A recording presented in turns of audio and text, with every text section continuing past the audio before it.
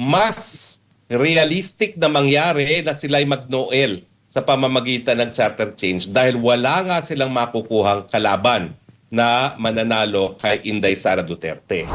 Interview ho ni Atty. Harry Roque sa Vox Populi ho ang pag-uusapan natin ngayon. Pero bago lahat, isang like at subscribe, malaking tulong na ho yan sa ating channel sa mga gusto pong maging member ng ating community. Yung join button nandyan lang ho sa baba. Bago tayo dumako o bago ho natin pasadahan, ito nga interview dito kay Atty. Harry Roque. Dito muna ho tayo mga kabayan. Diba? Dito, hindi lang ho mga kabataan to ha. Nandyan din ho ang mga prosecution team.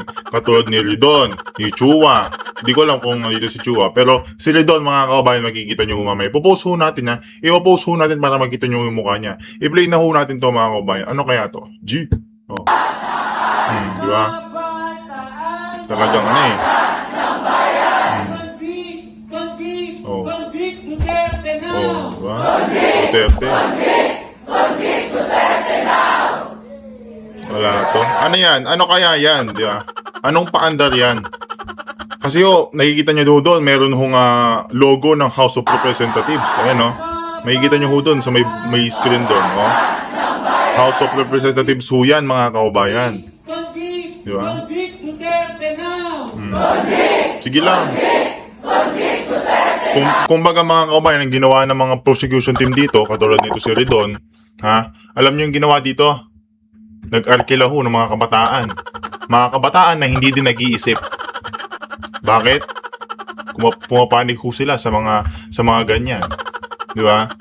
Ano yan? Parang kumuha sila ng ganito, mga kaubayan, mga kabataan, para sasabihin nila, pag nag-press conference sila, gusto ng mga kabataan i-impeach si Duterte. I-impeach si Sara Duterte. Gusto ng mga kabataan i-convict si BP Sara. Di ba? Pero ang nanggagaling dyan, kabataan party list. Hindi buong mga kabataan, mga kaubayan. Di ba? Di ba? Palakpakan pa. Ayun si Ridon, ayun sa gitna, pumapalakpak. Di ba? Hindi ba si Ridon yan? Hindi kaya si Ridon yan? Kamukha niya eh. Oo. Wala. Ano kaya to mga kaubayan? Baka samahan to ng mga kolorum. Ay. Kolorum ba to? Di ba? Baka lang. Sige. Kahit magsisigaw-sigaw yung mga kaubayan, kahit ipakonvict nila itong si BP Sara, wala ho magagawa. Hindi nga nakakatagos ang prosecution team dito sa defense team, 'di ba? Dumagdag pa hindi na nga sila makatagos mga kaubayan. Sa unang-una, sino bang una? Ang una is si Atty. Narbasa. Pangalawa ay si Atty. Vinluan. Pangatlo, yan, pumasok na si Atty. Michael Poa, Atty. Sheila. Tapos, pang-apat mga kabayan, sino nga ba? Si Atty. Mike ay Atty. Christine Ferrer. Tapos ngayon mga kabayan, kasalukuyan, bukas may impeachment trial sigurado dahil maayos na ang panahon.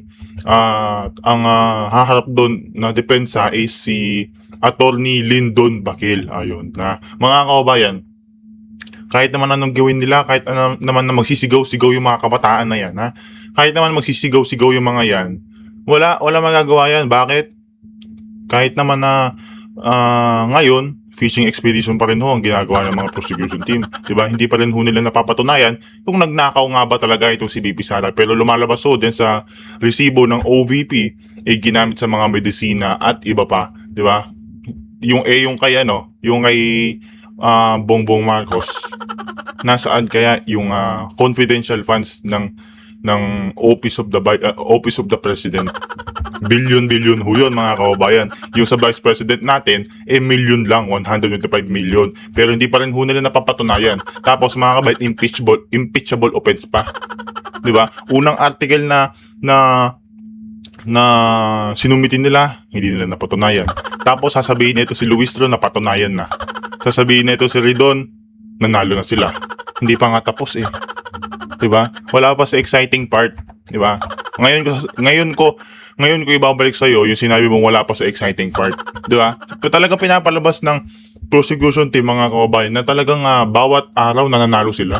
Pero ang totoo, kung nakasubaybay lang ho kayo dito sa PH News Talk, ha, lagi ho tayo nag-upload at nagpo-post ng mga impeachment trial. Makikita nyo ho doon mga kabayan kung sino nga ba ang umiiyak, kung sino nga ba ang laging asaltalo, di ba? Kung sino nga ba ang laging nagpapatawa kahit hindi naman nakakatawa, di ba? Makikita nyo ho dyan mga kabayan. Tsaka, wala. At tsaka mga kabayan, alam naman natin na kahit hindi pa tapos at hindi pa nagsisimula ang impeachment trial, meron na hong boto ang minority at ang majority. Di ba? Majority, ibig sabihin, majority sila naboboto ng yes.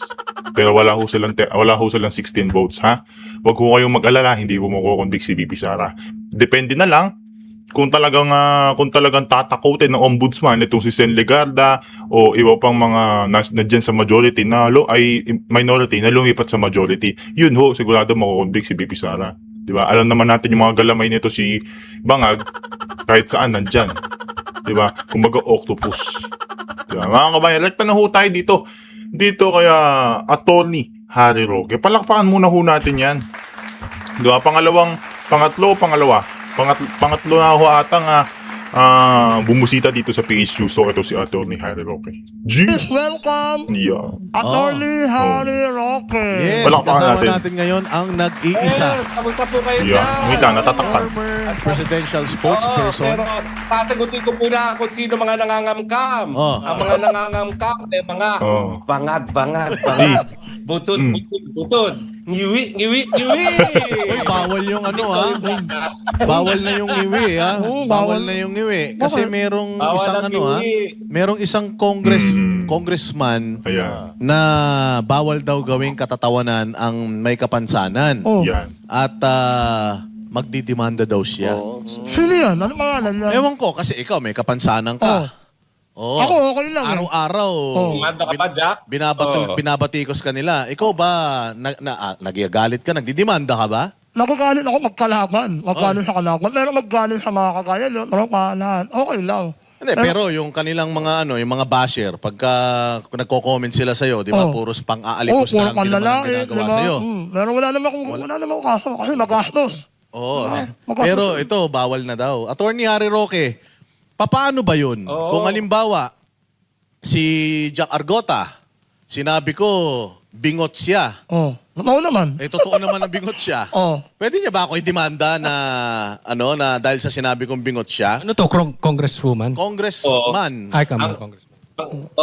Ang importante, yan ay nagpapakita ng tunay na kulay ng mga hipokritong mga politiko.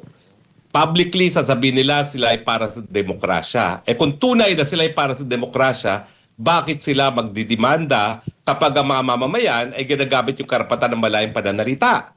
Kung ayaw nila mapulaan sa pamamagitan ng malayang pananalita, wag sana sila sumabak sa politika. Dahil pag sila sumabak sa politika, ay dapat hindi sila balat sibuyas. No? Tanggapin ang mga pula ng tao dahil hindi naman po pwede na puro samba ang kanilang tatanggapin. Siguro, kapag sila lang dyan sa kanilang kamatayan black na yan, pwede sila magbulahan. No? Di doon sila magpurihan kung gusto nila. Pero kung sila ay sasabak sa politika, tanggapin nila ang pula, lalo na kung talaga namang kapula-pula sila. Sabi naman nila, attorney, okay man lang daw sa kanila kung tungkol sa trabaho yung batiko sa kanila. Di naman daw sila balat sibuyas. Pero pag mukha na daw yung pinag-uusapan, kapag kapansanan na daw yung pinag-uusapan, hindi daw dapat pinagtatawanan yan. Di ba sila nga, Well, attorney, may tamang pananaw. sila nga, grabe nga sila kung manira, di ba? Magnanakaw na si Inday Sara sa kanila, hindi pa nga napapatunayan yan, kaya nga may impeachment court, Pero, grabe sila makabatikos, di ba? Ginagawa rin nilang katatawanan yung picture ni Pastor Kibuloy, ni PRRD. Di ba? Pinaglalaruan din nila yung picture Ginawan niya pa nga ng kanta yan, karton. Ginawa Karton, pang oo. ganyan. Pero yung kumanta nun, Oo. nakakarapon, di ba?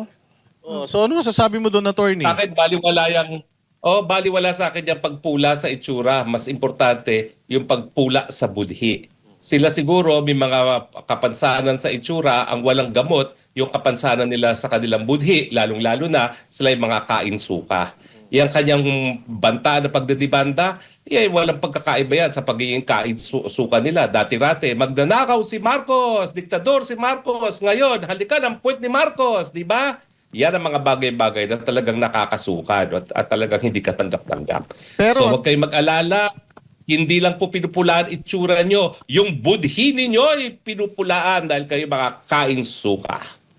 Pero attorney, no, parang napaka unbecoming naman yan kasi ikaw ay public servant. Tapos kung kakasuhan mo yung mga tao na halimbawa nang mamaliit sa iyo or nang alipusta sa iyo. Frustration na yun, Master Judea. Eh. Oo. Yung pag kumbaga, sa sobrang visit na nung tao sa'yo, pati itsura mo, visit na sila eh. Yes. So pwede ba yon na kung magkakaso sila nga gagamitin pa rin naman nila yung sweldo nila na nanggaling sa taong bayan. So parang mali pa rin. Well, ngayon, alam na ng tao nga ang tunay na kulay nila. Sila ay kalaban ng demokrasya. Sila ay kalaban ng malayang pananalita. Dahil kung sila talagang nagsusulong ng demokrasya, tatanggapin nila lahat yan. Dahil karapatan ng taong bayan na sila ay pintasan, no? Dahil sa kanilang paninindigan o dahil sa kanilang itsura, no? Lahat yan dapat tanggapin nila dahil sinasabi nila na pinaglalaban nila ang demokrasya. Pero hindi, nahawa na sila doon sa kanilang amo na magnanakaw at kalaban din ang demokrasya na mga bangag. Sa tingin mo, attorney, no? Kasi dati alam naman natin na yung kamatayan black na sinasabi mo ay talagang tumutulig sa gobyerno. So, yun parang naririnig ko sa iyo, kung pagbabasya natin ang sinasabi mo, parang magkakakampi na sila. Parang gano'n na lumalabas. Gano'n mo ba? Ay, talaga nagsanipwersa na sila. Nagagamitan sila sa isa't isa. At yung mga danais magkaroon ng tunay na demokrasya sa ating bayan.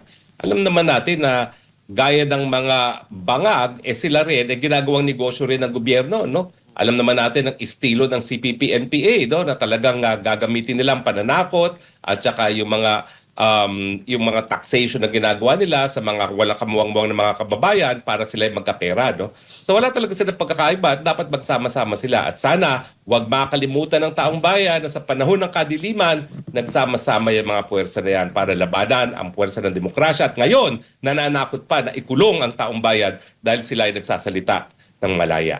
Attorney, nung panahon na presidente si Pangulong Duterte, may mga ganyang balat sibuyas din bang mga politiko? Wala. Kung naalala nyo, may mga sumisipsip dati kay Pangulong Duterte na dapat daw i-impeach si Robredo dahil nagsasalita laban kay Presidente. No? Ang ginawa ni Presidente, tinanggal siya sa gabinete dahil hindi naman po pwede na pupulaan mo yung Presidente. At the same time, ikaw ay isang miyembro ng gabinete na isang alter ego. Pero sinabihan niya yung mga sipsip, hoy, itigil nyo yan, wag nyo impeach yan. Bakit nyo impeach yan? Meron niyang kalayaan ng malayang pananalita. No? So siya pa ang pumigil mismo sa kanyang mga kaalyado na wag i-impeach dahil sa pananalita itong si Leni Robredo. Pero dito sa administrasyon ng mga bangag, nakikita natin talaga no, nakapagbanta sa kanilang pagdanais sa manatili sa pwesto na panghabang buhay, gagawin ng lahat para matanggal at masira. At yan ngayon ang pinagdadaanan ni VP Sara. Attorney, di ba nung kampanya talagang parang busy-busyhan ka rin nun. Kumbaga, nakikita mo yung mga diskarte ng mga politiko noong 2016 na tumatakbo. At alam natin na itong si Leni Robredo ay talagang matindi yung banat niya kay Bongbong Marcos Jr. No? At natatandaan ko nga na si Marcos Jr. ay sinungaling at hindi maasahan sa oras ng kagipitan. Ano masasabi nyo doon sa pananahimik niya at pagpuri niya kay Marcos Jr. ngayon? 100 million! At yung pagbigay ng 500 million. Ano masasabi mo doon? Well, alam mo, tingin ko, lalo niyang sinira yung kanyang pagkatao sa mata ng sambayan ng Pilipino.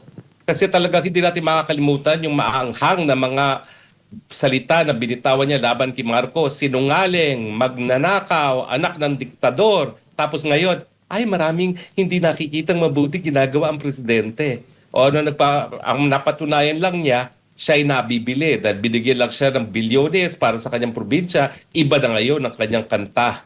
So, tingin ko, hindi makakalimutan ng taong bayan yan. Kung siya ay nagnanais pa na tumakbo muli, mas kakaunti pang botong makukuha niya ngayon dahil alam ng tao, wala siyang paninindigan. Pero attorney, from afar, kasi kami dito, parang wala talaga kami maramdaman eh. Baka hindi lang namin nakakikita kasi nandito kami sa loob ng Pilipinas. From afar, Baka may nakikita ka na nagagawa ni Bongbong Marcos Jr. para sa Pilipinas na talagang pakikinabangan ng sambayan ng Pilipino. Meron po ba? Ang nakikita namin from afar is puro kahihiyan ang ibinibigay niya sa Pilipinas. Alam mo bang napanood ko sa TV dito sa Austria na hindi naman talaga malapit sa Pilipinas, yung tubig baha at basura Ay, grabe na totoo. daan sa Parañaque. Yan ay nakarating na sa telebisyon dito sa Europa. Kung dati-rate, ang pinag-uusapan ay yung Smoky Mountain, ngayon ang pinag-uusapan yung basura sa Parañaque. No? At ang imahe tuloy ng Pilipinas ngayon ay isa tayong malaking basurahan. No? Bukod pa dyan, nababalita na nga rito yung tubig baha dahil nga kurakot ang mga namumuno dito sa Pilipinas. No? Yan ang palagi nakikita natin ngayon sa balita, bukod pa doon sa mga lindol at saka mga iba pang kalamidad na wala ring nagagawang remedyo o pag-ibsa ng kahirapan ng gobyerno. Yan ang nakikita dito sa labas. Puro kahihiyan ang ginagawa ni Marcos. Totoo ba yun, attorney, na yung mga ano dyan, yung mga taga dyan sa Europe, yung hindi Pilipino kasi understood na yun. Pag Pilipino ka, OFW ka, talagang ano yan Duterte talaga yan. Pero totoo, attorney, na yung mga Austrian, mga Europeans, alam na nila yung mga nangyayari dito sa Pilipinas. Alam nila na ang Marcos ay dugong diktador, dugong magnanakaw. Ang palagi nga sinasabi nila, bakit nyo kasi linuklok muli ang isa pang Marcos, no? Alam nila na addict din yang si Marcos, no? Dahil ang una naman lahat hala na siya ay addict ay yung European magazine na Rolling Stone magazine, no? Na nagbalita na nung siya ay isang estudyante sa Inglaterra, kilong-kilong cocaine ang binibili niya para sa kanyang mga kabarkada dyan sa Oxford, no? So mas nauna pa nilang nalaman ang katotohanan na bangag ang presidente natin dahil yan ay nalathala sa Rolling Stone magazine na isa sa highest selling magazine dito sa Europe, no? So malungkot talaga ang imahe ngayon ng Pilipinas. Kung sa panahon ni Tatay Digong, taas noo tayo, ngayon talaga parang puro kahihiyan na binibigay nitong si Marcos sa ating bayan. Attorney, si Coach Oli po. Total nabanggit na rin po itong si Marcos o yung lahing Marcos. Meron po akong dalawang tanong sa inyo. Una, anong masasabi nyo dun sa isang Marcos? Si Amy Marcos. Pangalawang tanong, nakikita nyo po ba si Bongbong Marcos? Kasi hinahanap namin baka napadpad dyan. Asan na kaya yun? Well, alam mo, si IB, kahit papaano, pinasasalamatan ko dahil kinumpirma niya na bangag ang kanyang kapatid, no? Alam niyo ako, dinimanda ako niyang Melvin Matibag na yan sa Korte Suprema para sa disbarment dahil doon sa pulporonic video. Hindi ko ngayon alam kung anong pananagutan meron ako. Gayong sariling kapatid niya ang umamin na addict talaga yung kapatid niya. Pero pinaalalahanan ko rin, no? Ang lahat na ang interes ng Marcos ay ang perang ninakaw nila doon sa 20 taon na sila'y nanungkulan. Nang away magkapatid ay dahil nga ang naging administrator ng estate ng diktador na si Marcos ay si Bangag at hindi ang kanyang manang, no? So wag nating isipin na palibasa parang kakampi na natin ang kanyang kapatid na walang interes ang mga Marcos. Kahit sinong Marcos ang interes nila, yung pera na ninakaw na nais pa rin nilang hawakan, no? Dahil marami pa rin hindi tayo nababawi, no? At pangalawa, nasaan si Bangag? Sana tuluyang mawala na siya. Wag na siya magpakita muli. Please lang. Speaking of estate tax, kasi nabanggit naman ni Attorney Harry Roque yung estate tax. Kasi kamakailan meron siyang parang forum at tinanong yun sa kanya yung kanyang estate tax na parang lumalabas 200 billion na 203 billion na yung estate tax niya. At ang sinabi niya, dahil daw busy siya sa pagiging presidente, medyo napabayaan daw niya yon. Anong masasabi mo doon, Attorney Harry, na hinahabol nila si Inday Sara sa 125 million na 70 million lang yung hindi pa naliliquidate, hindi pa naman na napatunayan na ninakaw yon, nililiquidate nga. Itong presidente natin, merong ganyang kalaking utang, hindi lang sa, hindi sa Bombay, hindi sa Incheck. Yung utang na yan sa bayang Pilipinas, Attorney, 203 billion. At masipag daw siya, kaya nakalimutan niya na asikasuhin. Alam mo, kaya nga balik ang kriminalidad sa ating lipunan ngayon. Kaya nagkakaroon tayo ng barilan sa mga eskwelahan. Dahil nga po, ang ating pinakamataas na opisyalis ng bayan, ang Pangulo mismo, unang-una, bangag, pinatunayan na yung kanyang kapatid. Pangalawa, siya mismo ang lumalabag sa batas. Ganong ang katungkulan niya ay ipatupad ang batas. Sino ngayon ang susunod sa batas kung alam ng tao na nagdodroga ang presidente? Sinong susunod sa batas ngayon? Alam ng tao, magnanakaw ang presidente at hindi nagbabayad ng tamang buwis. Paano niya hahabulin ang mga mamamayan na magbayad ng tamang buwis? Alam niya, alam nating lahat na 200 billion ang hindi niya binabayaran in estate taxes. Ang leader, para sundan ng taong bayan, dapat maging mabuting leader. He must lead by example. Kung gusto niyan tayo ay maging law-abiding, siya mismo dapat maging law-abiding. Attorney, si paring RJ po ito. Sa kabila ng kapalpakan ng administrasyong Bongbong Marcos, may kumakalat pa rin Noel. Ano pong masasabi nyo dyan, attorney? Tunay na nakakabahala yan. Kasi ang dugong Marcos talaga, dugong diktador. At saka meron talaga sila hindi lang addiction sa kwarta, yung klepto ba? Yung klepto na tinatawag, talagang hindi maiwasan na maging magnanakaw. Meron din talaga silang yung tendency na manatili at maghangad na manatili panghabang buhay sa kapangyarihan. Di pa sila nakontento dun sa 20 anyos na panunungkulan ng kanyang diktador na ama. Gusto nilang ulitin at gusto nilang mas mahaba pa sa 20 anyos. No? At gusto nga nilang ilipat pa ang kapangyarihan sa kanilang mga kaanak, no? Gaya ni Charis. No? So sa tingin ko, yung Noel, yan po talaga ay realidad.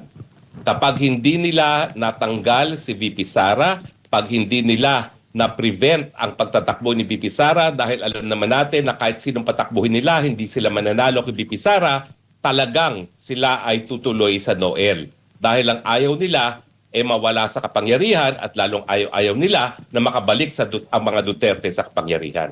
So yan po ay realidad at yan po sa tingin ko ay sadyang mangyayari kung hindi magtagumpay ang impeachment.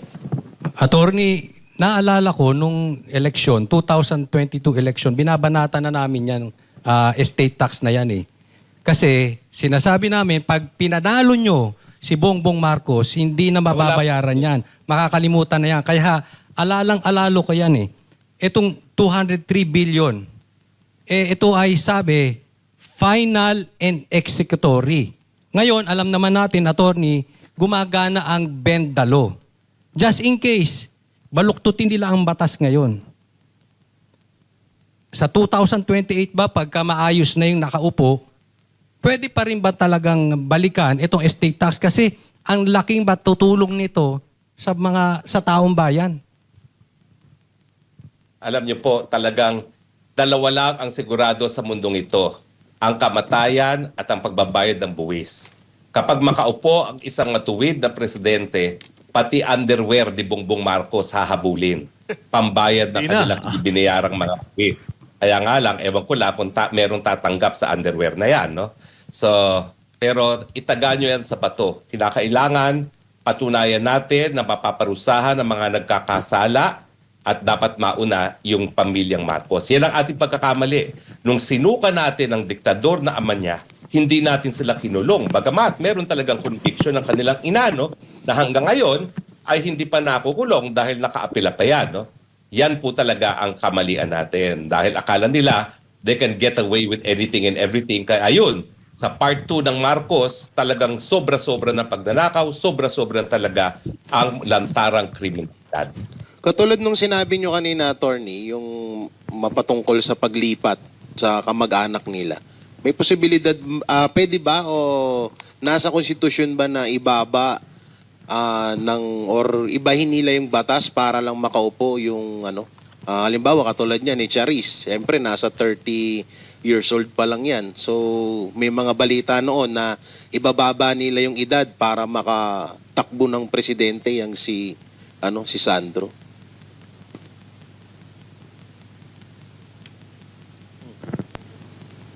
Yun, Parang balikan natin. Binanggit mo kasi si Charis eh. Attorney Harry Roque, medyo nagkaroon lang ng technical problem. Pero yung sinabi ni ni Jay, kasi 'di ba nagkaroon ng balita si Tito Soto Isa yun eh. Isa yun sa binatikos siya kasi parang sinasabi niya na ibaba yung edad ng mga tatakbong presidente or senator. Sabi nga self-serving yun kasi pamangkin niya eh. Di ba? Pamangkin niya yung Biko. Tapos ngayon, sinasabi nito ni Jay. Pero Jay, ulitin mo yung tanong mo. Nandiyan dyan na si Attorney Harry Roque. Yun, Oo. attorney. Alam niyo po, pasensya na kayo. Biglang nawala ang ating signal kasi biglang umulan ng yelo dito. Nakatingin ako doon sa balkonahe ko. Nag-hailstorm. Ay, sana all yellow. Kala namin ninakaw yung internet na wala. Kuya, akala ko nagurgur na eh. Nakabahan ako eh. Oo. Hindi magpapagurgor. Hindi tayo papayag na magpagurgor. Attorney, nung Ano po yung kanina tanong? po kasi nabanggit nyo yung paglipat ng termino sa mga kamag-anak ni Marcos. Kasi naibalita kamakailan lang na may plano silang ibababa yung edad para makatakbong presidente. Etong si Sandro at yung iba pa. Alam naman natin na nasa 30 plus pa lang etong si Sandro. So, labag po ba sa konstitusyon yun or pasok sa batas natin? Well, ang plano nila, alam nilang labagyan sa salaging batas, kaya sila ay magkakaroon ng charter change sa pamamagitan ng CONAS. Di ba? Yan ay inamin na ni Senator Ping Lacson na talagang siya ay nakapasok sa isang meeting ng dating Senate President Tito Soto at saka House Speaker Bogie D na ang pinag-uusapan nga ay charter change na ang papalitan ay term limits para wag magkaroon ng eleksyon sa 2028 at yung pagbababa nga ng edad para sa presidente. So nakasulat na po yan sa script. Hindi po yan imposible. Yan ay gagawin talaga nila pag hindi nila natanggal si BP Sara bilang isang kandidato sa pamamagitan ng impeachment at pagsasampa ng mga katong kriminal laban kay BP Sara. So ibig sabihin, attorney, may posibilidad yung mga bali-balita na magtatandem or tatakbo ito si Sandro at si Biko Soto.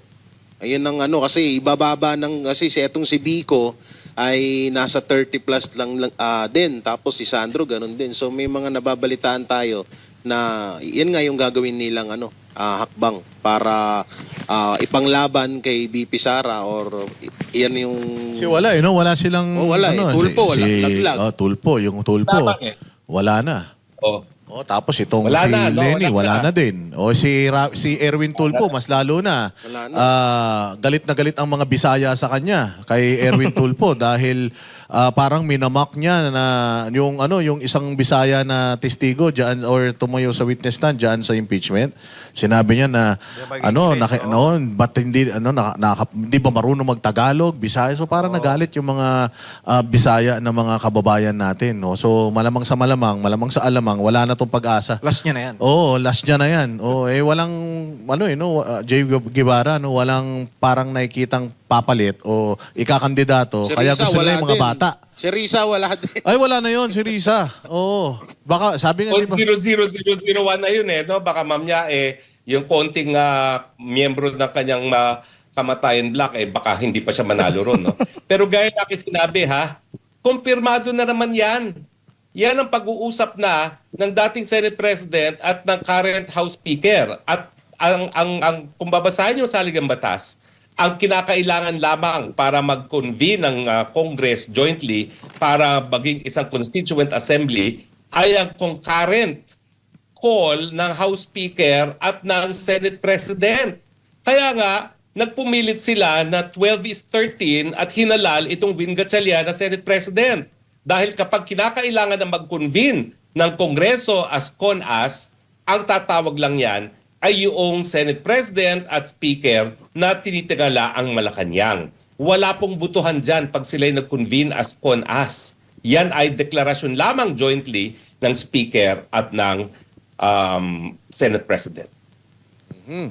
Mga banateros, ano pang yung mga tanong? Meron pa kayong tanong kay... Pero alam mo, sa tingin ko, kahit na ipasok pa nila yan si Biko, at saka to si Charis, malabo rin. Wala din mangyayari. Desperate lang talaga sila Naghahanap sila ng pinartner na nila si Risa, kay Torre, tapos pati itong si Remulla, kung sino-sino Speaking na. of Remulla, yan. Boying Remulla, parang tumutunog na mukhang hawak niya sa liig si Martin Romualdez. Hawak niya sa liig si Sandro Marcos. At kung sino-sino pa yung mga politiko na mukhang may mga plano sa 2028. Parang sinasabi, attorney, ito lumalabas to sa mga chismis na mukhang may plano itong Boying Remulla. Anong masasabi mo doon? Well, magplano sila ng magplano kung gusto nila. Pwede naman mangarap, libre pangangarap. Pero habang magkakaroon na isang malayang eleksyon, wala silang kapag-asa. Kaya ako, ang babala ko sa taong bayan, mas realistic na mangyari na sila'y mag-Noel sa pamamagitan ng charter change dahil wala nga silang makukuhang kalaban na mananalo kay Inday Sara Duterte. So sa akin talaga, ang dapat natin bantayan ay yung pagkukonvene ng Kongreso as CONAS dahil tuloy-tuloy na yan. Yan ay talagang express train na yan para sa charter change nang sa gayon maiwasan ang eleksyon sa 2028 at hindi makatakbo si Inday Sara Duterte. Kaya lumabas, attorney, ang bali-balita na yan. Kasi nakikita natin na si Boying Rimulya, ginagamit niya yung mga testimonya ng 18 Marines na nabawasan na ng 4. Si Orly Guteza, mamaya pag-usapan natin, bumaliktad na rin.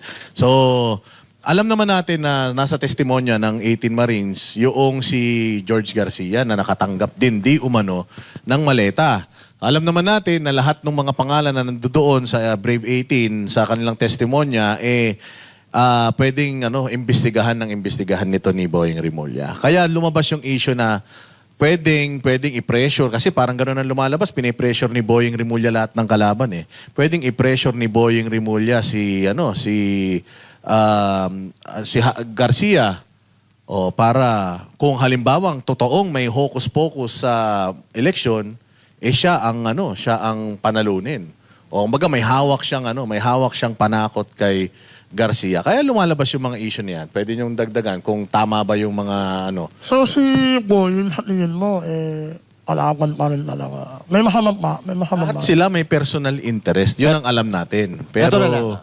Itanong natin kay Attorney Harry Roque. Kasi ano ang basa nyo dito, Attorney? Kasi yung ombudsman, di ba ginamit ng ombudsman yung mga statements nitong Brave 18 na sundalo. At ngayon, parang idinidiin ni ombudsman si Martin Romualdez. Ano basa niyo dito? kasi si Martin Romualdez gustong tumakbo. Yes. Hawak niya sa leeg. Anong basa niyo dito? Sila ba ay gumagawa lang ng mga drama-drama or talagang totoo itong nangyayari? Well, alam mo, humahanap sila ng scapegoat. Kasi sa akin, ang pinaka-guilty dito sa korupsyon ay ang presidente mismo. Ngayon, sa kanilang ginagawang paghahabol kay Martin, kay Tambaluslos at kay Zaldico, talagang linilihis nila yung pananagutan dahil ang katotohanan, wala namang impluensya yang si Martin, wala namang impluensya yang si Zaldi kung hindi dahil kay Marcos Jr., i.e. Bangag. So sa akin, lahat ng mga hakbang na ginagawa ng ombudsman ay para huwag panagutin ng presidente. Ang issue, talaga bang isasakripisyo nila yung pinsan buo ni si Martin? Ako'y may duda pa rin dyan. Dahil alam mo naman, ang mga abogado may mga pamamaraan. Pwedeng sampahan ng kaso, pero pwede namang lagyan niya ng isang pagkakamali sa impormasyon dahilan para ma-dismiss ka agad yan. No? So makikita talaga natin yan sa lalong mabilis na panahon kung seryoso sila na panagutin si Martin. Pero sa akin, kung si Martin lang ang pinananagot, walang tunay na katarungan ang hangad ng ombudsman dyan dahil kinakailangan panagutin din yung nagbigay ng kapangyarihan kay Martin at yan ang walang iba kundi si Marcos Jr. Attorney, meron pa ngayong mainit na issue. Yung sabi ni Erwin Tulfo, binigay na daw sa ombudsman at iniimbestigahan na nga daw yung flood control issue na yan. Ano to? Sinadya ba nila to na hindi imbestigahan sa Blue Ribbon para hindi makita ng mga Pilipino o malaman ng mga Pilipino yung mga kabulastugan nila? O talagang gusto lang nila mapanagot yung dapat mapanagot? Ayaw nila imbestigahan kasi ang gusto nila selective justice. Ang katotohanan, lahat silang mga politiko may pananagutan. Sa Erwin Tulfo, wag niyong kakalimutan, ACT-CIS yan. Hinahabol nila yung dating Committee Appropriations Chairman na si Eric Yap na ACT-CIS bago naging Benguet representative. No? So lahat sila ay may mga bahong tinatago. Kaya ayaw nilang maisa publiko. Ang gusto lang nila, kasuhan yung mga kalaban nila nang sa ganon, makaligtas sila sa pananagutan. Pero yung revelasyon ni Bunoa na nagkaroon pa sila ng leadership fund, na kada senador, lahat sila ay nagkaroon ng minimum 500 million na kung pwede bang mas malaki, depende sa rangko o committee chairmanship, ay nagpapatunay na talagang systemic na yung korupsyon dyan sa Kongreso. Kaya nga hindi ko alam kung paano tayo makakausad miski wala na ang Marcos Jr. habang narariyan yung systemic corruption na embedded sa budget making at embedded sa Kongreso. Speaking of leadership funds, attorney, wala daw alam ang Pangulo dyan. Well, in the first place, di naman makakalusot niya kung di siya papayag eh. Alam mo, ganyan talaga yung budget process, no? Ikaw magpo-propose, tapos pwedeng baguhin, pero hindi naman bababago yan na walang abiso. Sabi nga ni Zaldico, hindi po pwedeng, mabali ang utos ng hari, no?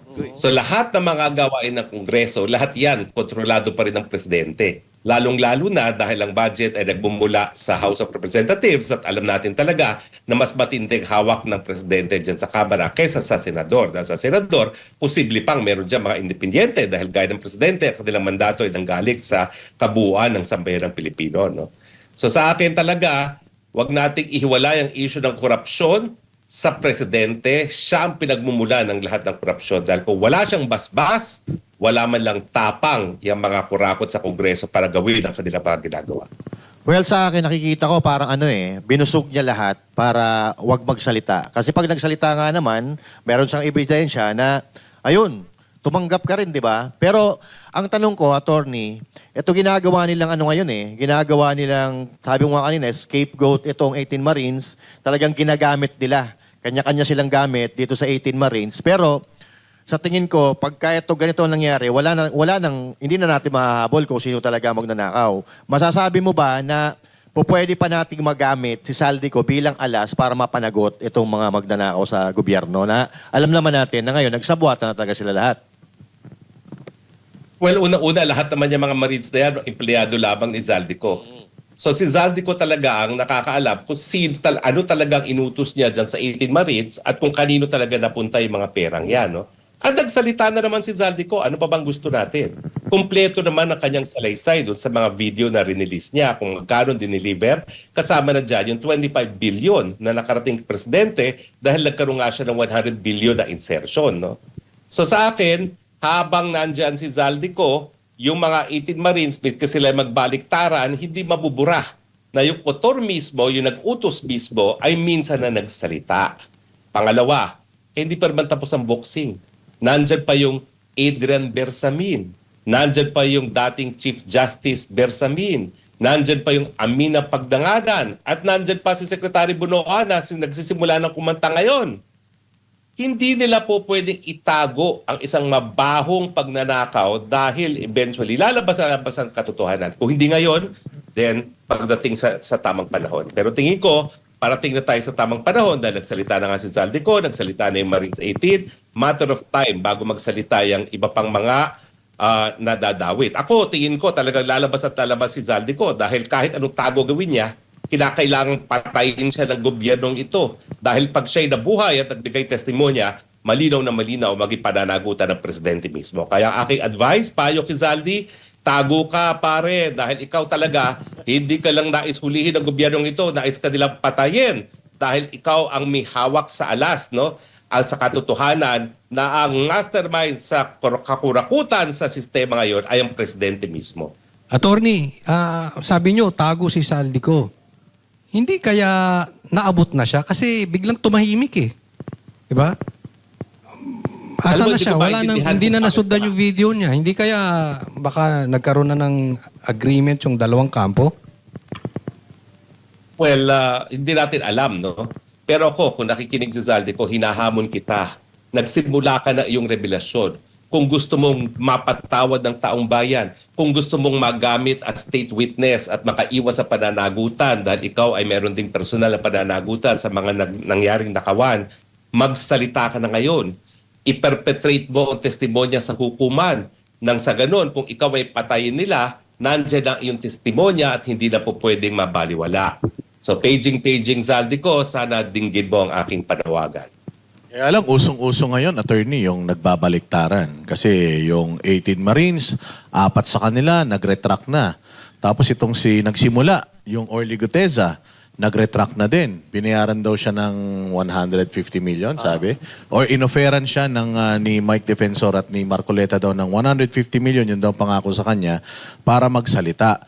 So sa tingin mo, attorney, ito bang mga pagbaliktad na ito? At kung halimbawa si Zaldico bumaliktad din, bigla siyang gumawa ng video tapos sinasabi niya na lahat ng sinasabi ko noon hindi totoo. Sa tingin mo, makakaapekto pa ito sa unang-una yung perception ng tao na sila ang talagang mga mastermind ng mga pagnanakaw sa Pilipinas? Makakaapekto pa kaya?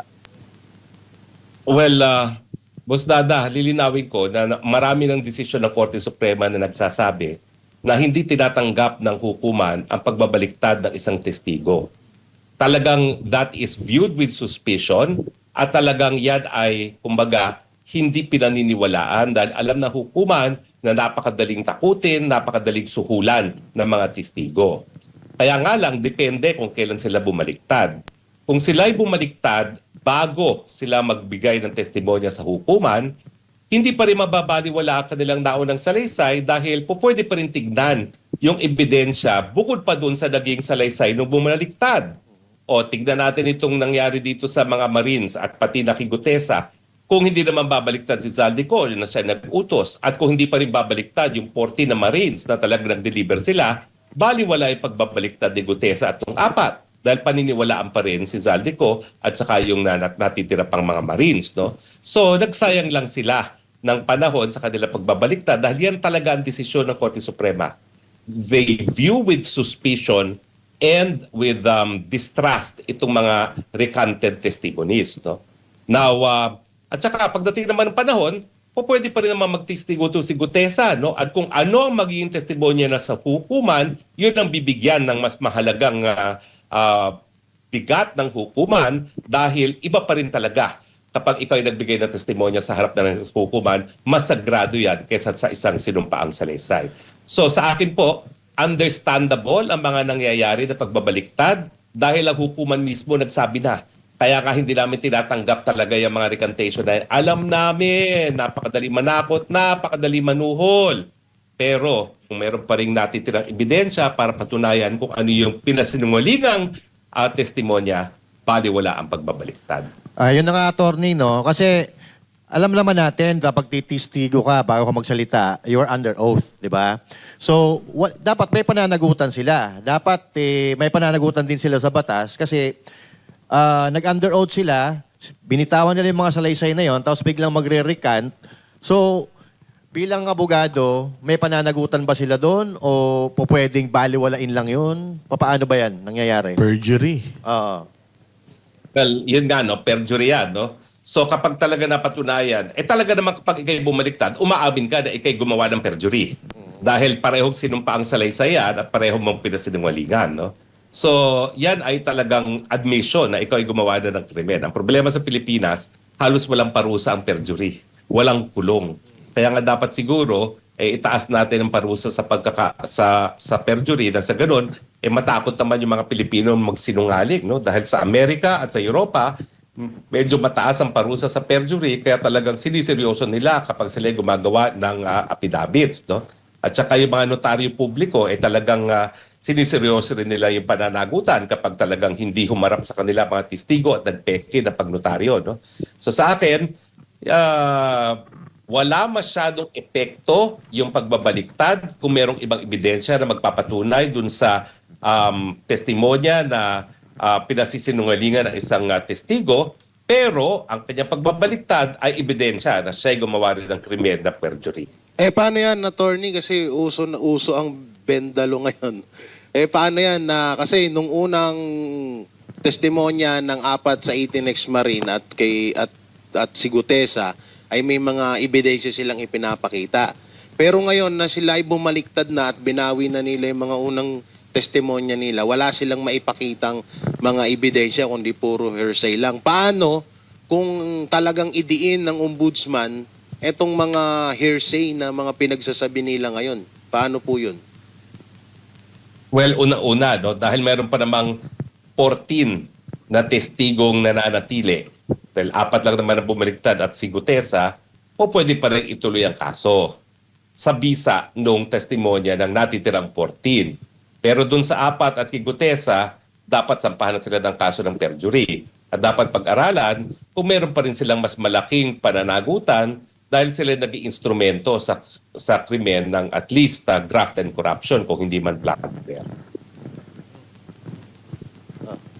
Oo, ayun nga, attorney, meron naman si Gutesa, actually, maraming mga anong tawag dito, yung ebidensya, itong 18 Marines merong picture sila na makikita na may mga maleta, tapos nandun si Gutesa.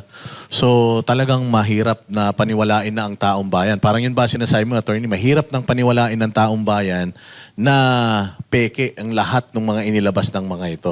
Besides, meron pang meron pang 14 na, may 14 plus 3. Oh, so parang Saka 17. Ang tanong doon, Boss Dada, talaga bang bumaligtad si Gutesa? Kasi wala namang Parang proof wala na rin siyang traction, wala na rin, hindi na siya magkakagatin ng tao kasi ang tagal Ang tagal na panahon bago siya nagsalita. Nakailang press con na, ilang interview na itong Nahirapan 18 sila, Marines. Pero kaya nga yun ang nakakatakot kasi baka mamaya yung susunod na lalabas na video si ano na yung nagre-retract, si Zaldico na yung nagre-retract. So paano kaya ititreat ito, attorney, ng government? Pwede ba nilang gamitin na case closed na ito dahil bumaliktad si Zaldico, bumaliktad itong mga unang nagsasabi na nagdi-deliver sila ng mali-maletang pera. Makaka-apekto pa kaya yan? Sabihin na natin bumaliktad yan. Paano naman yung hawak ni Leandro Lebiste Ayun lang. na text messages Oo nga. na aling kay Batang Bersamin na nagpapatunay na ang presidente mismo nagkumpirma na siya'y kumukubra galing dun sa mga insertions niya. Diba? So, pabaliktarin man ang ilang witnesses, marami pang ibang witnesses na pwede magpatunay ng mga bagay-bagay, no? At ngayon, siyempre, no, habang hawak din ni Leandro Lebiste ang mga text messages na yan na nakita na ng ilang mga kongresista, napakahirap na talagang pagtakba ng katotohanan. Lalabas at lalabas yan. Kaya sa akin nga, miski tumanggap yung mga Marines na yan ng milyon-milyones, hindi na po pwedeng mabaliwala ang kanilang mga sinabi, lalong-lalo na habang hindi bumabaliktad ang lahat ng mga testigo. At parang napakadami namang testigo yan para bumaliktad silang lahat. Kaya lang, attorney, alam naman natin, si Lian, wala na rin ngayon sa Pilipinas at yung kasama yung kanyang nanay at alam natin na nagbabadya din yung kaso ng plunder sa kanila galing sa ombudsman. Tanong lang namin, nandyan ba sa inyo? Kasama nyo ba ngayon? Ay talaga.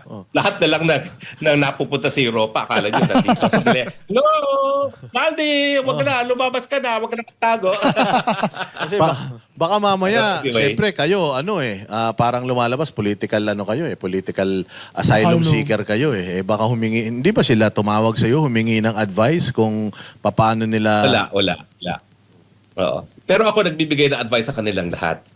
Kayo, Leandro, Senator Loren, at saka Zaldico, lalong-lalo na kayong dalawa, Leandro at Zaldico, talagang pwede kayo humingi ng asylum dahil posible na kayo'y patayin. Dahil hawak ninyo ang talagang mga tunay na ebidensya na magpapatunay ng pananagutan ng presidente. Sa akin, pangalagaan nyo muna ang inyong mga buhay. Dahil talagang merong banta sa mga buhay ninyo, lalong-lalo na alam natin yung isang Satanas ay nagsabi, marami siyang mga Romanians. No? Kung kayo'y nasa Europe, mag-ingat din kayo dahil sabi na nga nung isa, may mga Romanians siya. No? Pero karapatan nyo rin, karapatang pantao yung pag-asylum at huwag niyong ikahiyayan dahil maintindihan naman ng taong bayan na talagang ang dahilan kung kayo nga ay hihingi ng asylum ay dahil kay ginigipit, dahil sinusupil ang katotohanan na magpapatunay na ang presidente talaga ang otor ng korupsyon sa Pilipinas. Grabe mga kababayan, talagang lahat gagawin. Ayun nga, sinabi nga nito si Atty. Roque na dapat talagang mag-ingat itong si Congressman Leandro. Tsaka pati na rin si Sen Legarda, di ba? Baka mamaya nga merong life threat kasi napakadami hong alam nito si Congressman Leandro Lebiste o kaugnay ito sa mga flood control projects. Kaya mga kababayan, marami hong pwedeng ilabas na ebidensya itong si Congressman Leandro Lebiste na magpapatunay nga naman talaga na maraming nakawan dito sa flood control projects. At marami din po siyang resibo dyan sa DPWH contractors kung magkano yung nakurakot, di ba? Tsaka kung magkano yung mga kinuha nilang pera, di ba? Mga kabayan, marami hong alam na resibo itong si Congressman Leandro Libiste. Katulad ni former Congressman Chavit, di ba? Dahil maingay sa flood control, anong ginawa? Kinasuhan ng cyber libel. Pero ganoon lang kay Manong Chavit yun, mga kababayan. Pero sana yung mga naglalabas ng katotohanan, di ba? Sana ingatan ng Panginoon natin Diyos, mga kababayan, at umayos na ang ating Pilipinas. Anyways, mga kababayan, maraming salamat po sa suporta sa ating channel. Sa mga di pa po nakasubscribe at malapit na ho tayong mag 2,000 subscribers. Mag-subscribe na ho kayo. Baka naman, di ba? Maraming salamat po, mga kababayan. God bless po sa ating